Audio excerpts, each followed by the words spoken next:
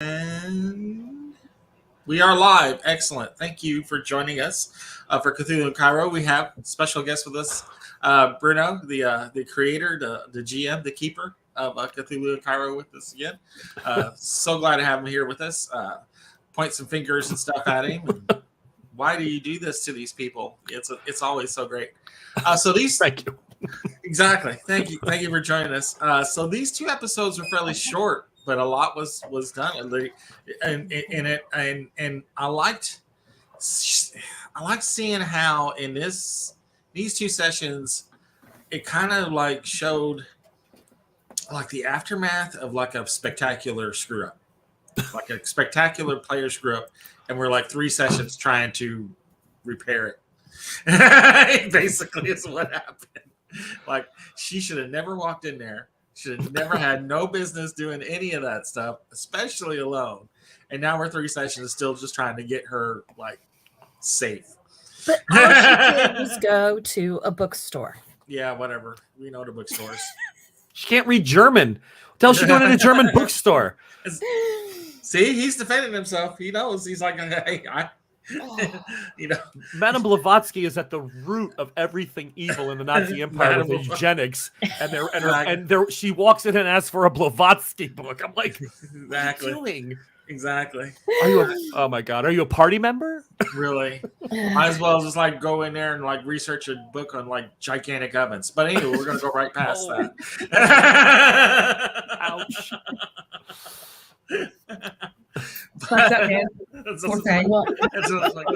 Amanda said at the end of our last livecast episode that these were a couple of her favorite episodes coming up. Yeah. And I've got to agree. These were they were tense, right? Even though each of them were only an hour long, you were very tense. But I laughed. Yeah. Oh my gosh. Yeah. It was an adventure. Mm-hmm. I'm a little worried about Catherine and how trigger happy she is. She is quick, man. She is quick.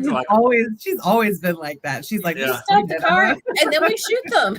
She's like, I don't want to hurt these patients in this hospital, but I will. Yes, I will.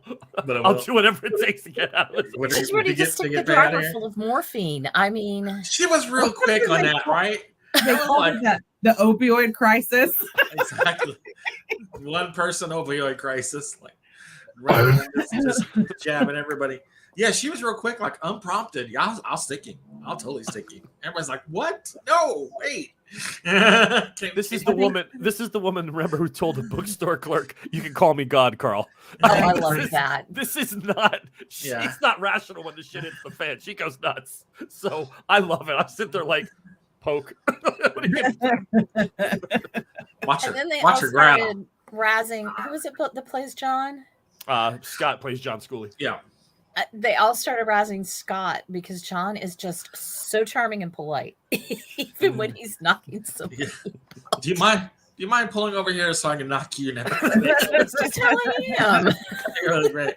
We can just kind of, don't forget to turn the wheels into the curb.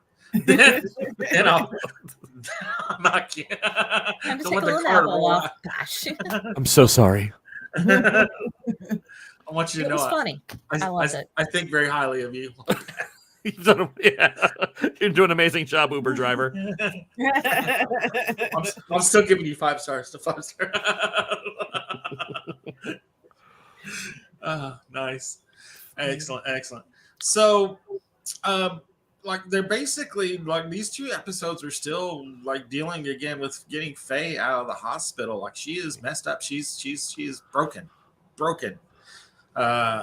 in this game and in these 2 sessions, and they're really just panicking, flailing, flapping around, trying to figure out how the hell to get her out of this hospital that got compounded when a couple guards got stuck outside too. So it's like we can't just wheel her out on the bed. Got to go past the two policemen. Yeah, so it definitely kept getting more and more tense. I like how you keep the flow going. You keep the fire like medium high the entire time. You just shake the pan. So Jiffy Pop. Yeah, you just keep shaking the pan so nothing sticks. There you go. I know you had time to plan after Faye got kidnapped. But I love how you just rolled with it, you just, okay, well, they did that. Let's see. How can I have fun with this? Exactly. Yeah, the thing that I always, and I was talking to the team about this because when we recorded these and we started this was our first big injury, right? Like Aveline had her hand in her mouth and Catherine kind of just unyanked it and then let her lay there for a while, in Catherine style. But this was the first person to actually go like really to the edge. Yeah. And I feel that healers, especially in like D&D and some of these other systems, not saying anything negative, it's a spell and you go, and it's really trying to keep the fighters and everybody else moving. But the healer needs to have those moments beyond just a dice roll, right? Like we have a nurse has a job, and I want to show that even though they're pulp, the recoup is much better when Catherine does well healing you and helping you. And then what are some of the problems that occur because of if she messes up, or she didn't mess up here, but as the story goes on and other people get injured, I really take an episode or two to kind of let everybody regroup and say, okay, we got a down person. What are we going to do with them? And now we got to lug them around, and now we got to do this. So yeah, I always wanted to try to expand that medical role because I feel so many times they get glossed over. They just become utility and nobody has, okay, I rolled dice. Oh, you get 10 back. Okay. That's all I do. Give them a potion. It'll be fine. Yeah. Yeah. Exactly. And then we're still dealing with like Scully and them with the apparent assassination attempt of the official there. I really got the feeling that those two are like some unknown accomplices in a real assassination attempt. They're like, it's got a vest. It'll be fine. It's fine. But got like ketchup packets. Berlin. We got ketchup packets in his shirt pocket. It'll be fine. That was a real assassination, by the way. Oh my gosh! See, that's what I'm saying. I'm like, I'm reading this and I'm like, no, this isn't. No. I mean, they may get the flag, but they may have to do something really, really bad to do it. I'm just like, whew, wow. How far do you go? Yeah, it's Catherine who's willing to just say, no, we'll worry about the flag later. Flag doesn't matter. Matter. Oh no. Yeah. I know. Yeah, we got Catherine's like, screw this place. This place sucks. Right, get out. Let's go. Like, put a big red X on the Deutschland and get the hell out of there. So yeah. We're not going back. You can just go ahead and cross that off my visa. That's fine. Won't hurt my feelings at all. Absolutely. I thought you did a really good job with the chase rules because they are really vague. Yeah, I know. In Call of Cthulhu, actually, a scenario I ran in a con once had a map in a mine for the chase scene. Oh wow! They plotted it for us, but I like the way you did that. What I like even better was how I know there were only 2 players involved, but there's a gunfight, folks, in episode 15, and you guys kept it going. Sometimes if you're going to bog down, it's going to be in combat as people are trying to figure out what they're doing and you guys kept that flow nice and crisp and suspenseful. Oh, some of that's post. I thought that was kind of a mini map. Some of that's post. Some of that's post. I was going to ask you, like, these are 2 like 1 hour episodes. Was it intended to be, or was it a lot of edit? These two had some edits to them. And again, we cut out a lot of the pauses. Like, all right, so I need a 46. We'll let one set of dice be heard for a combat, just so you hear the shaking 1 or 2 times tops, and then we cut everything out. We bring it right. Those waveforms come right together because we try to keep a timetable. So thank you, but I think if I remember correctly, some of that was post. Cool. And maybe I still have a feeling it flowed was quite nicely. Yeah, but it wasn't. I mean, it wasn't. But I'm sure we had, because with rules and people have always were like, well, what does my gun do? And we cut all that crap. Yeah. Well, in that case, the editing was spot on. Yeah. Thank you. Yeah.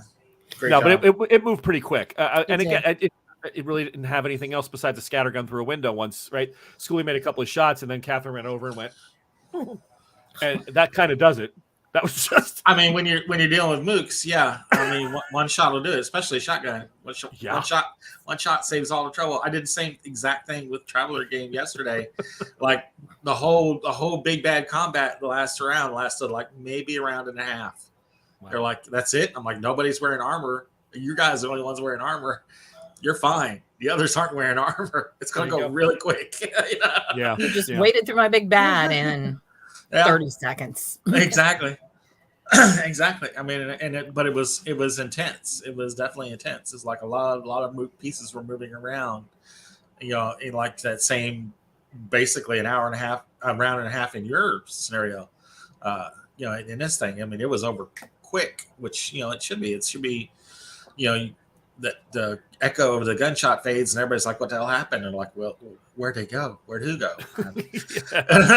We're gone. Get out of here before the cops show up. Exactly. Do I have to inject somebody with opium again? I do love how they never discussed any other approach, though. They just immediately knew that they were going to come out firing guns. Yeah, and that wasn't post. That was just them. Yeah, we're not. Yeah, that was just them. They just were like, we're going. Should we try to persuade or draw down? We're drawing down. I get you up. It's like Wild West right here in the streets of the Weimar Republic. Well, we have somebody else here who is starting to get into that mentality rather quickly. I'm looking at you, Amanda. Oh. Today, everybody a little bloodthirsty, did she? Everybody was starting to get a little at the end. They were like, heading to the tower. That was a little harsh. Just say.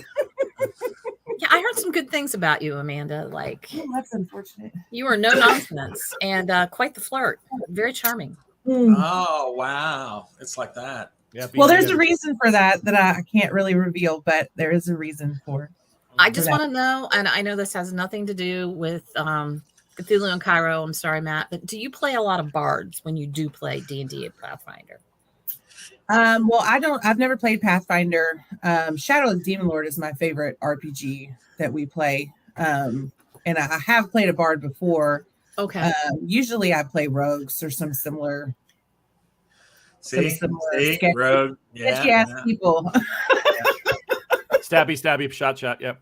But my favorite character that I've played was a bard. Bard.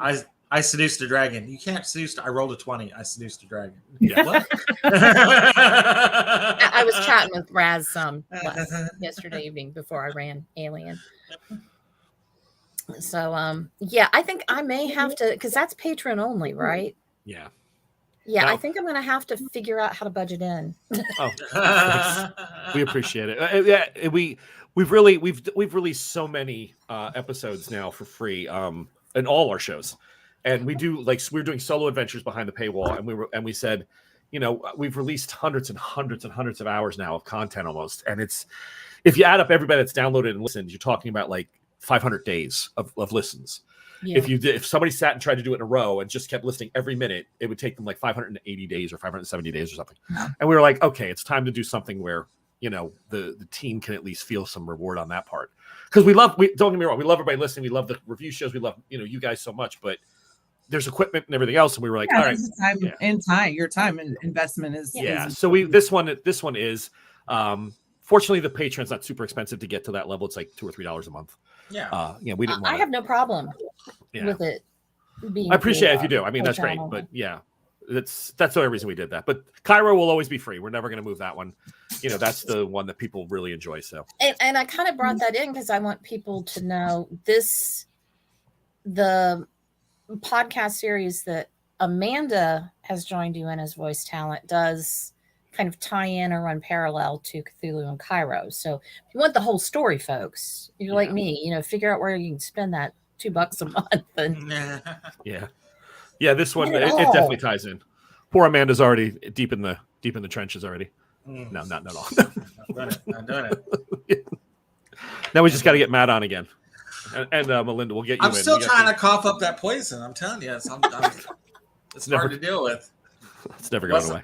It wasn't like Vitalis or something, man. It was just wrong. I was like, I don't feel so good, Mr. Stark. I don't know. You got to go back now, though, so you can get even with Lauren. I don't think there is getting even Lauren. Lauren was like a vengeful chick, man. I don't think I can match that lethality. I really don't. For all my GM skills, she just like plot armor plus 10, blah. Exactly. I just don't think I can match it. She's diabolical at times. She really is. I mean, yeah, like the first time that she met me in the game, she's like talking to the other guy. We need to poison her, make her complicit. You have her like a really slow acting poison that like over 2-3 days. So that so as long as she works for me for like these 2 or 3 days, she'll be okay. She thought that up like the first time we met. I'm like, oh my god, that's just it's my child. I'm gonna do it, but can you say please? Can't we meet in a tavern somewhere and just talk it out? We talk exactly. Pass me a few coins, man. Come on. I can't talk. I once tossed the character of a brand new player just joining us through a portal into I knew not what. So there you go. I put a rope on him. Shake the tree. I wanted to know what was through there, so I had to be able to bring him back. But very cool.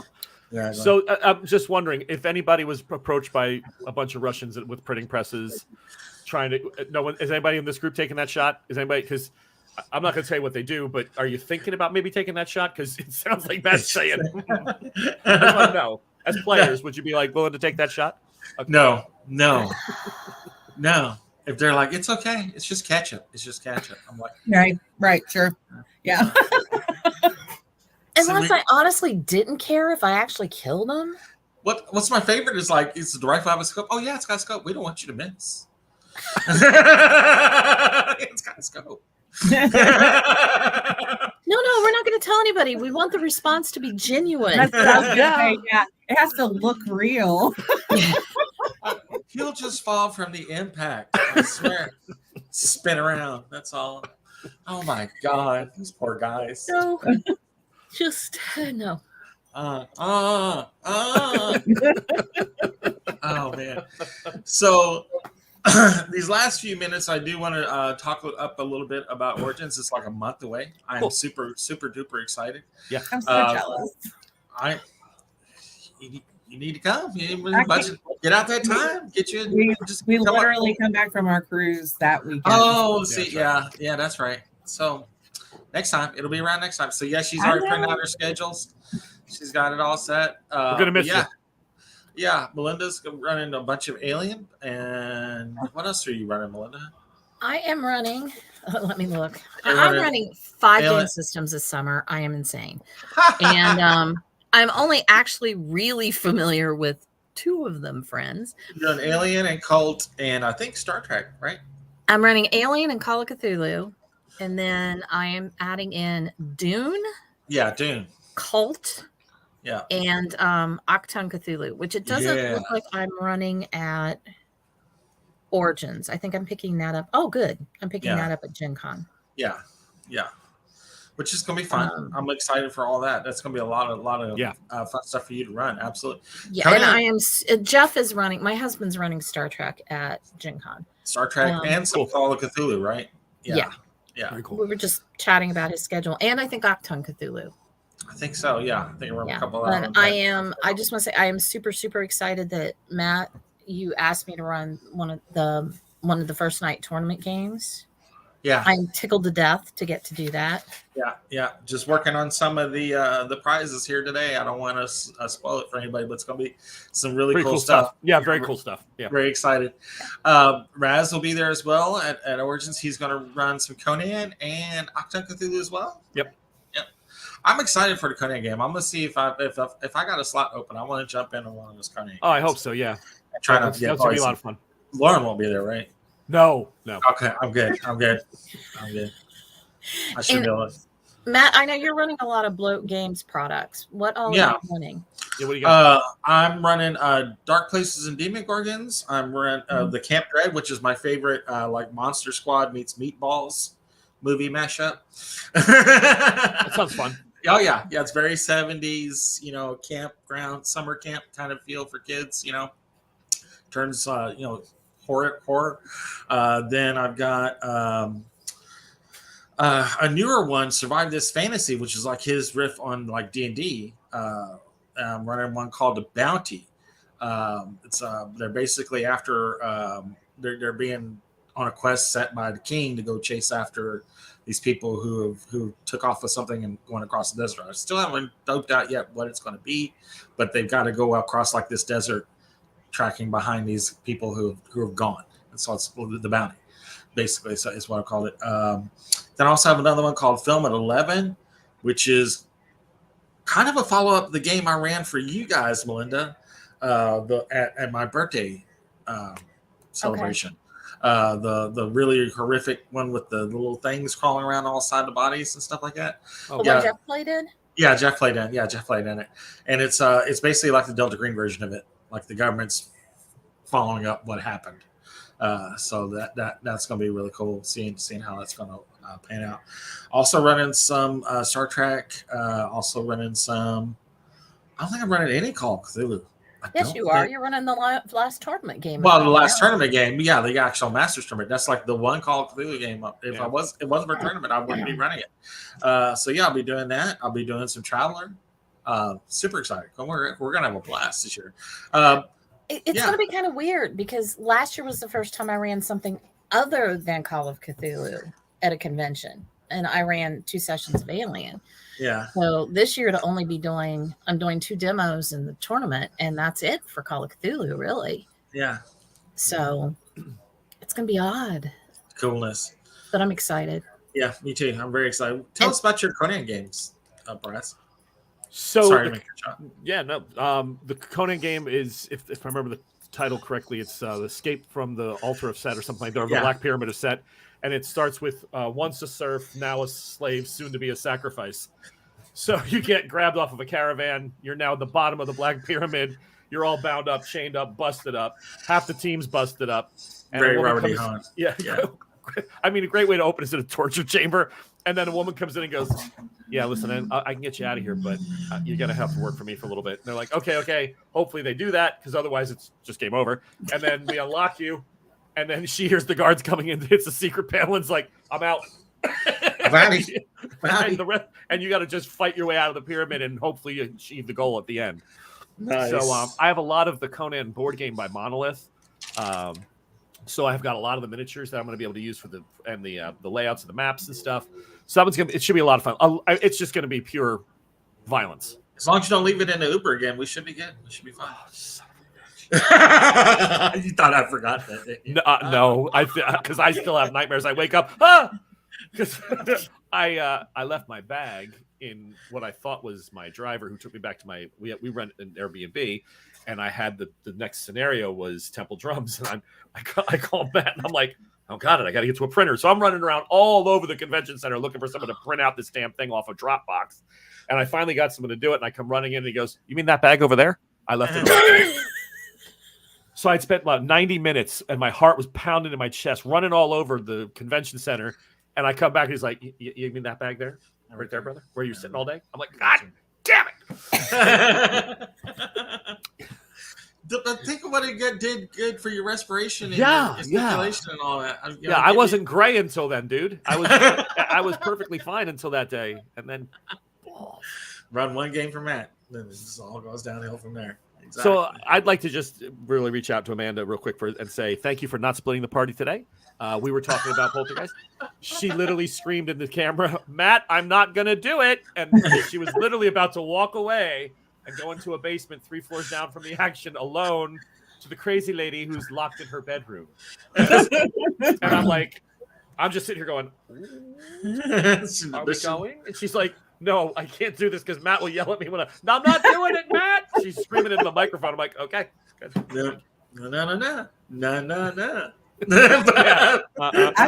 seen what Rad does when people split the party. So right. We dedicated a whole review to that. It's like why you should never, ever, ever, ever, ever, ever split the party.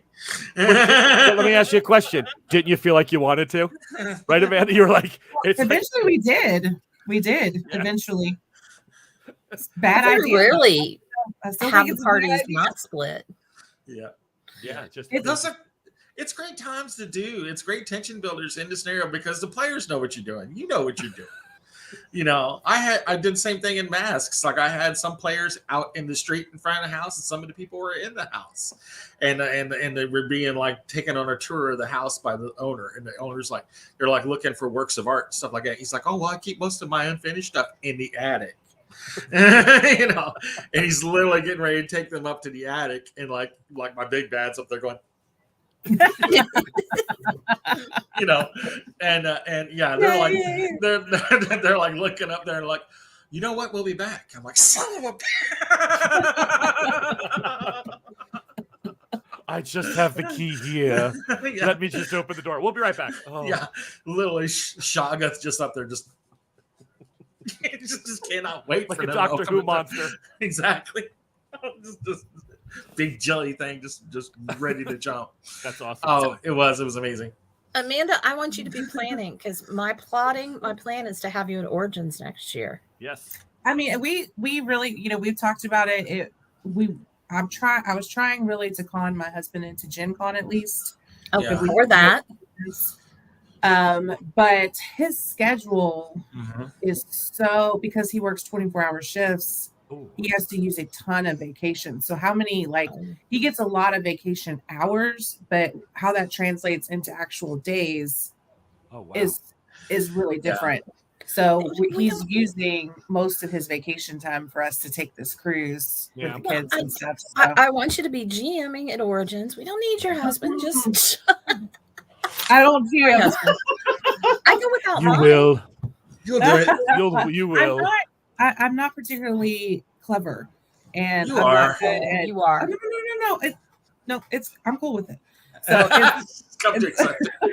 I need somebody else to set the world for me. Like I can help fill it out, but Mhm. it's difficult for me to set the world, and that's where I really struggle as a GM. I love listening to you all, and I listen to the Bardic College GM review that you guys do behind the screen? Is that the Yeah, name we of were it? doing that with Rich when he was still doing it. Yeah. Yeah. I listen to that and I enjoy it. I enjoy listening to you guys, talk about GMing. It's just I might at some point get more comfortable with it, but it's not my Not there yet. not my strong suit, that's for sure. That's You know fair. what helps? Last year was the first time at a convention I ran any of my own scenarios. I've always run pre-written, Yeah. always, up until then. I ran a scenario that was my own of 10 candles for my son and nephew Great and game. husband. It is a great game. One that I would love to run at a convention. But I really struggled with trying to, they passed through my map relatively quickly, and I just couldn't figure out how to get them to force them into rolling. Cool. So, it was just kind of it kind of fell flat, and it's fine. My kids enjoy it. So it's not like it's, It there's happens sometimes. no skin off their backs, but I definitely do much better with pre-written. I've ran 10 candles a ton of times with pre-written, scenarios, and the kids have all loved it and had a great time with it. So I think it's just, like I said, I'm just not so good at filling that world out yet, but who knows? So, well, yeah, whenever you want to, let us know. I got this really cool attic that you can run it in. Anyway, that's our time. that is our time. Sorry, we didn't get to we didn't do a lot of the review. Well, we touched on the beats of the review. What's going on? Like basically, we got to get paid at Berlin, and are we really going to shoot this guy? Because I think we are. I totally think we're going to shoot this guy. I totally split the party, guys. But Exactly. then, and a very neat little bow, he wrapped it up with everybody together again. Exactly. And that was beautiful. He's like, I'm gonna throw you all a bone. I feel bad. You'll get I'm to the gonna help hotel myself lobby to out, and Exactly. Y'all meet at the ambulance. There you go. But all right. So thank you guys so much for doing a review of this. Raz, thank you for joining us. Of course, thank you. We love having you here with us all the time. We will talk to you guys in a couple weeks. Yeah, we'll see you by then. Yeah, absolutely. Thank you all so much for being in review, and thank you for watching. Thank you, everybody. Take care, everybody. Good night. Bye.